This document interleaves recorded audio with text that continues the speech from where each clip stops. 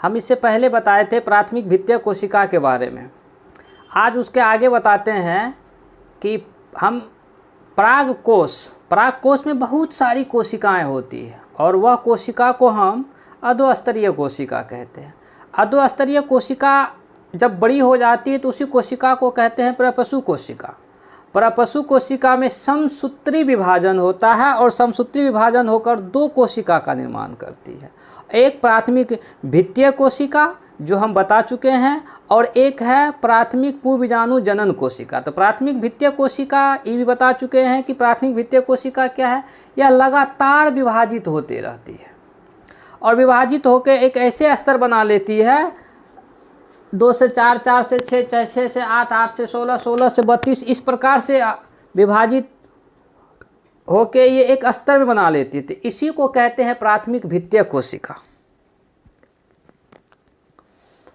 तो अब आगे पढ़ना है प्राथमिक पूर्वबीजाणु जनन कोशिका क्या है। तो अब इसमें देखेंगे इसमें ये क्या है, तो इसको पहले समझिए। इस यह भी पूर्वबीजाणु जनन कोशिका क्या है, प्राथमिक पूर्वबीजाणु जनन कोशिका में भी समसूत्री विभाजन होकर जो कोशिका बनता है उसे लघु बीजाणु मात्र कोशिका कहते हैं। तो इसका परिभाषा ऐसे लिखेंगे, प्राथमिक पूर्वबीजाणु जनन कोशिका में लिखेंगे पूर्वबीजाणु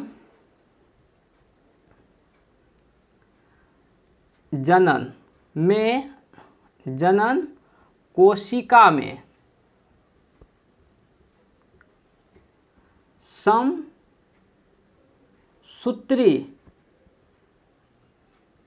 विभाजित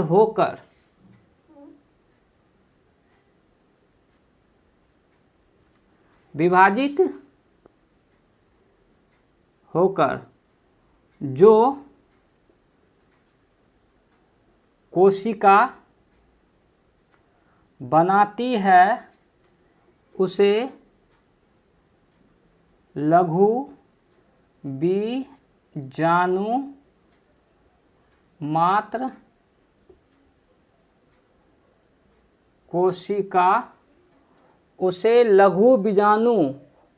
कोशिका, इसको MMC भी कहते हैं। तो अब MMC क्या है,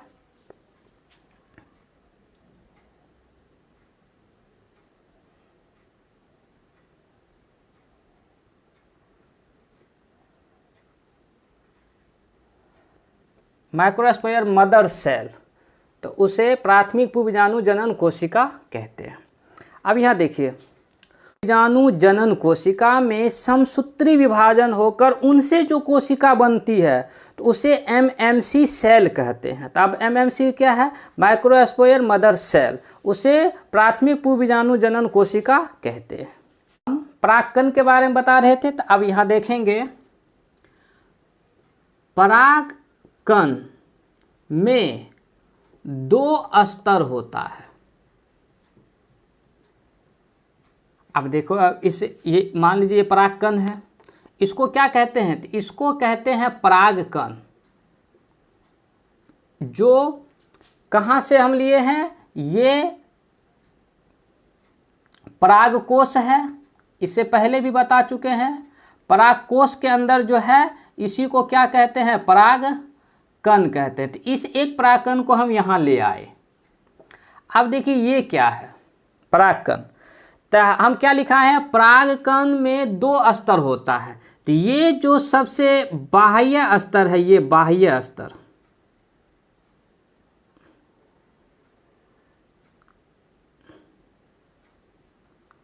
बाह्य स्तर, इसको कहते हैं बाह्य स्तर या बाह्य चोल भी कहते हैं, बाह्य स्तर भी कहते हैं। और ये जो मध्य अंतः जो बीच वाला स्तर होता है, ये बीच वाला, ये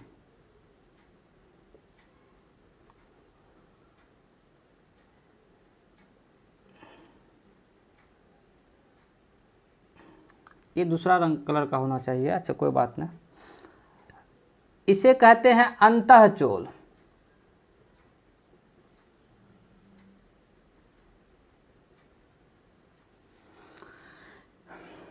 परागकण के 2 स्तर होते हैं। एक जो सबसे बाहरी रहते हैं उसे बाह्य चोल कहते हैं, और जो सबसे अंदर वाला रहता है उसे अंतः। तो परागकण के दो स्तर होते हैं, जो सबसे बाहरी रहता है उसे बाह्य चोल कहते हैं, और जो सबसे अंदर वाला रहता है उसे अंतः चोल कहते हैं। लिखेंगे बाह्य चोल बहुत ही प्रतिरोधक क्षमता वाले पदार्थ हैं, जिसे एस्पोरोपोलोलिन कहते हैं। एस्पोरोपोलेनिन कहते हैं, एस्पोरोपोलेनिन कहते हैं,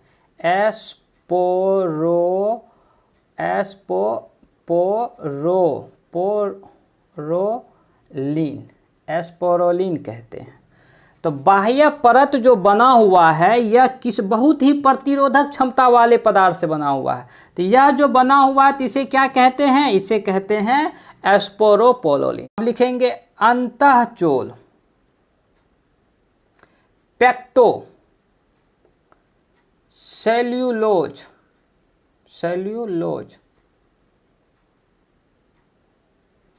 पेक्टो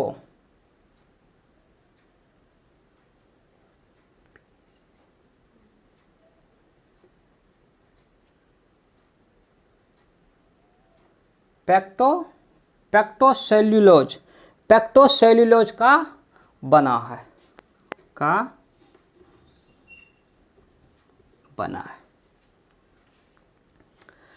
तो परागकण के दो स्तर होते हैं। पहला है बाह्य स्तर या बाह्य चोल या अंतःचोल। तो बाह्य चोल एस्पोरोपोलोलिन नामक बना हुआ है और अंतःचोल पेक्टोसेल्यूलोज नामक। अब इसके आगे बताते हैं।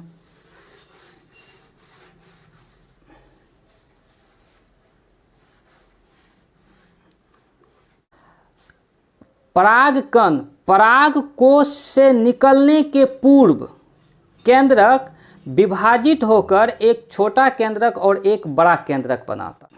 ये परागकोश है,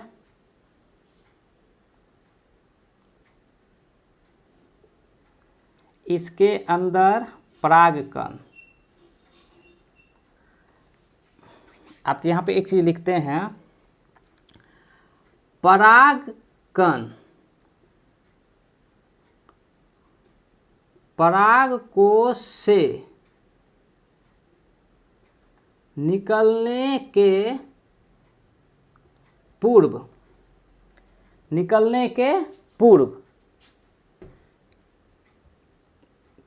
केंद्रक विभाजित होकर एक बड़ा केंद्रक और एक छोटा केंद्रक बनाता है। तो यहां लिखेंगे, तो छोटा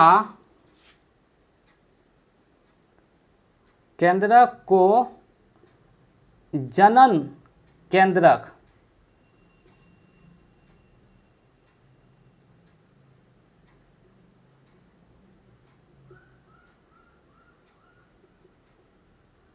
छोटा केंद्रक को जनन केंद्रक और बड़ा केंद्रक को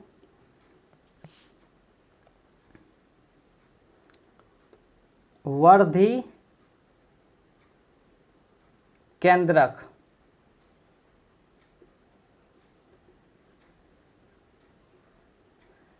कहते हैं।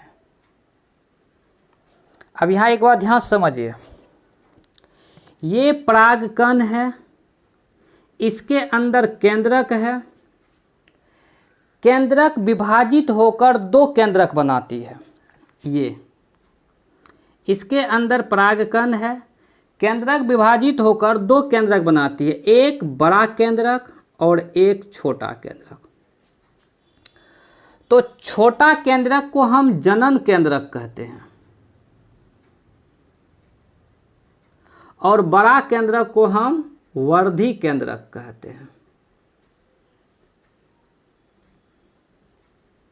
याद रखिए। अब इसको एक बार फिर से समझिए। इसको हम परागकण कहते हैं, परागकण। इसको हम केंद्रक कहते हैं,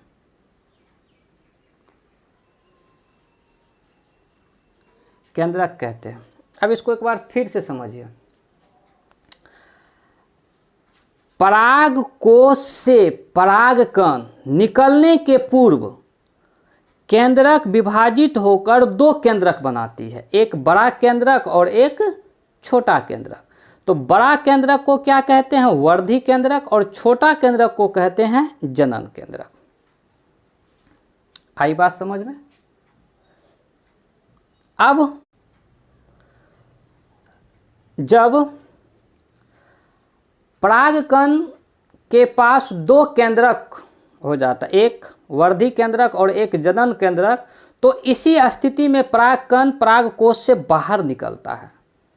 जब यहाँ लिखेंगे कि जब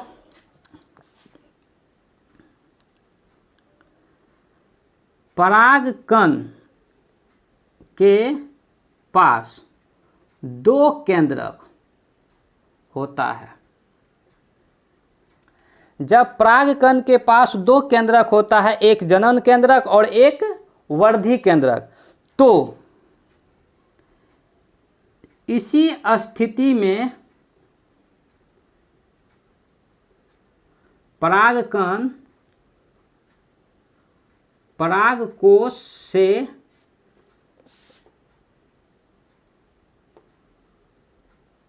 बाहर निकलता है।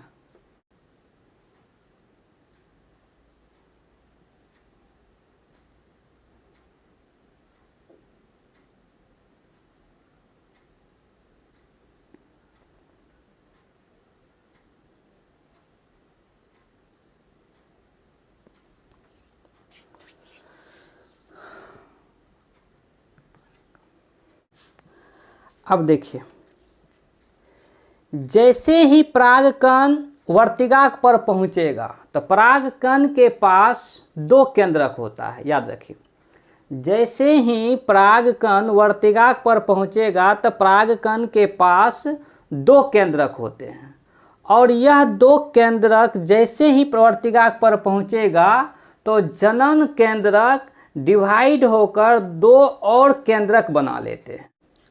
अब लिखेंगे, परागकण जब वर्तिकाक पर पहुंचता है तो यहाँ पर दो केंद्रक होता है और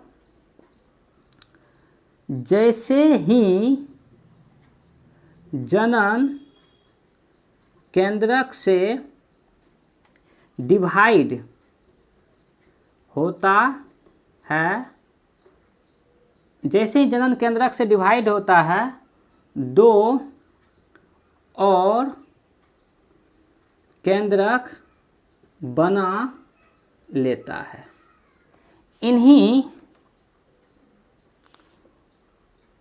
इन्हीं दो केंद्रक को नर युग्मक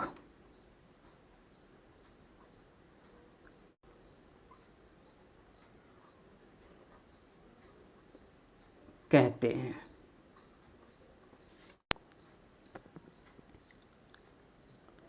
अब इसको एक बार फिर से समझिए।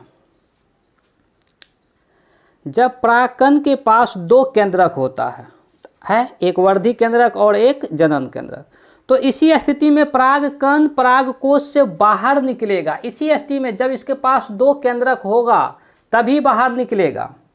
जब इसके पास दो केंद्रक होगा तभी बाहर निकलेगा,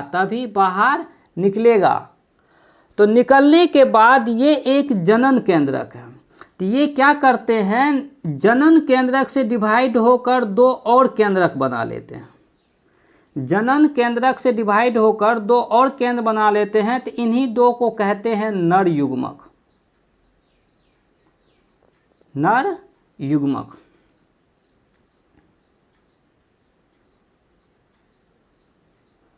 इन्हीं दो केंद्रक को नर युग्मक कहते हैं। तो इस प्रकार एक परागकण में दो नर युग्मक होता है।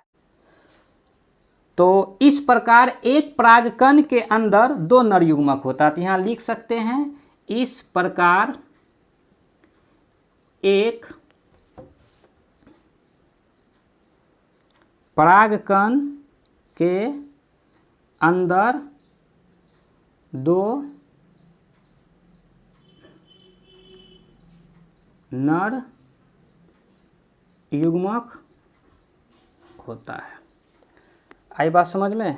तो इस प्रकार एक परागकण के अंदर दो नर, यहाँ इससे जो आएगा तो इसके अंदर दो नर युग्मक रहेगा। ये जो पराग नली द्वारा बीजांड में प्रवेश करेगा तो इसके अंदर दो नर युग्मक होगा। अब इसी में बताएंगे, दो नर युग्मक एक फल में विकसित हो जाता है, एक गुद्दा वाला बीज में विकसित हो जाता है। अब कैसे होता है आगे बताएंगे। तो ये समझ में आया? इसको एक बार फिर से देखो, हम बहुत ध्यान से सुनिए। परागकण पराग कोश के निकलने से पहले दो केंद्रक बनाते हैं। एक छोटा केंद्रक जिसको हम जनन केंद्रक कहते हैं, और एक बड़ा केंद्रक जिसको हम वर्धी केंद्रक कहते हैं।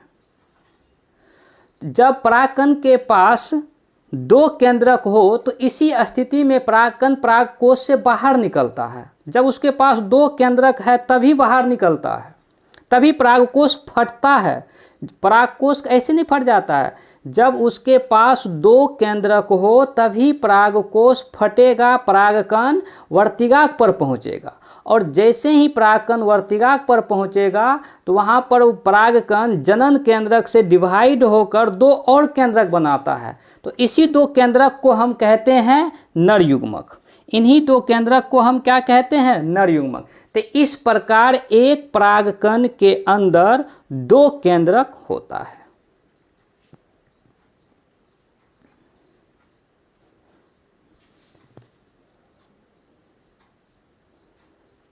सब है, बस आज यहीं तक।